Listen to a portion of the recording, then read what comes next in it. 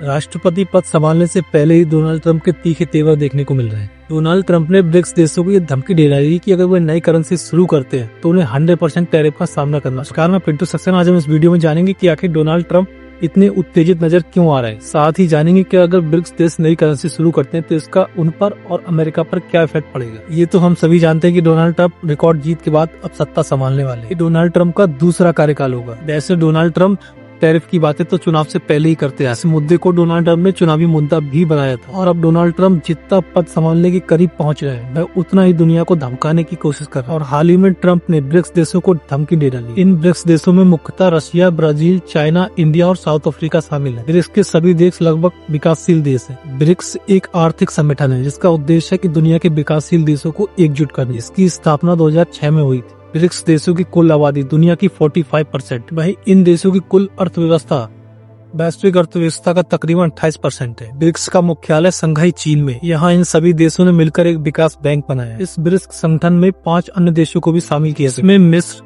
Ethiopia, Iran, Saudi अरब और UAE शामिल है। इन सभी देशों को जनवरी 2024 में ही शामिल किया गया था। वैसे मूल रूप से ब्रिक्स संगठन में केवल 4 देश ही शामिल। इसमें 2011 में साउथ अफ्रीका को शामिल किया गया। इस संगठन का मकसद है कि आर्थिक और राजनीतिक तौर पर पश्चिमी शक्तियों यानी अमेरिका और यूरोप के प्रभाव को कम करना। डोनाल्ड ट्रंप के 100% टैरिफ का मतलब है कि अगर कोई भी देश अमेरिका के साथ निर्यात करेगा यानी अपना सामान अमेरिका को भेजेगा तो उसे 100% टैरिफ का सामना करना पड़ेगा। यानी कोई चीज अगर 10 रुपए की है तो वह 10 रुपए उस पर टैरिफ अतिरिक्त लगाया जाएगा, यानी वह चीज फिर 20 रुपए की हो जाएगी। यानी माल की कीमत लगभग दोगुनी हो जाएगी। इससे होगा ये कि इसकी वजह से एक अन्य देशों की कमर ही टूट जाएगी और ऐसी सिचुएशन में इन देशों को अमेरिका के साथ अपना व्यापार खत्म करना पड़ेगा। ये एक तरह से ट्रेड वॉर ही है। इसका सबसे ज्यादा असर मैक्सिको पर देखने को मिलेगी क्योंकि मैक्सिको अमेरिका का तकरीबन 40% व्यापार साझेदार है। बॉर्डर साझा करने के कारण मैक्सिको में बना सामान अमेरिका में आसानी से डंप किया जाता है। हालांकि अवैध प्रवासियों को रोकने के लिए डोनाल्ड ट्रंप पहले ही मैक्सिको पर दीवार बनाने की बात कह चुके। मैक्सिको में सामान बनाने की सबसे बड़ी खासियत यह है कि यहाँ पर लेबर कॉस्ट बहुत कम है जबकि अमेरिका में लेबर कॉस्ट बहुत ज्यादा है। ट्रंप के इस बयान का चाइना पर भी काफी असर देखने को मिलेगा।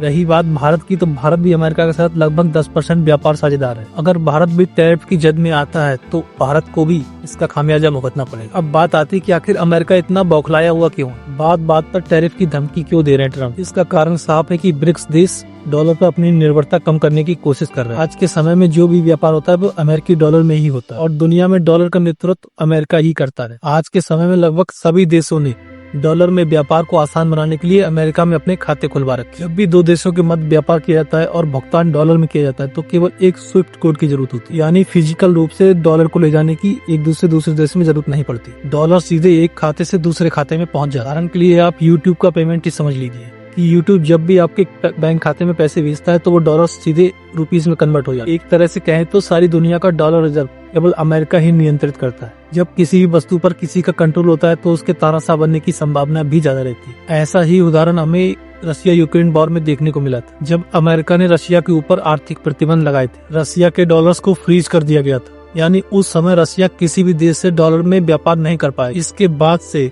इसका अल्टरनेटिव खोजने की बहुत ज्यादा कोशिश की जा रही है। भारत ने इसके अल्टरनेटिव के तौर पर यूपीआई का सुझाव भी दिया। किस तरह से यूपीआई के जरिए अंतर्राष्ट्रीय व्यापार के भुगतान को सरल बनाया जा सकता है और तब से लेकर अब तक भारत लगातार यूपीआई को अन्य देशों के सामने एक आपदा में अवसर की तरह पेश करता आ रहा है। कई देशों ने तो यूपीआई पेमेंट सिस्टम को अपना भी लिया है, जिसमें यूएई शामिल है।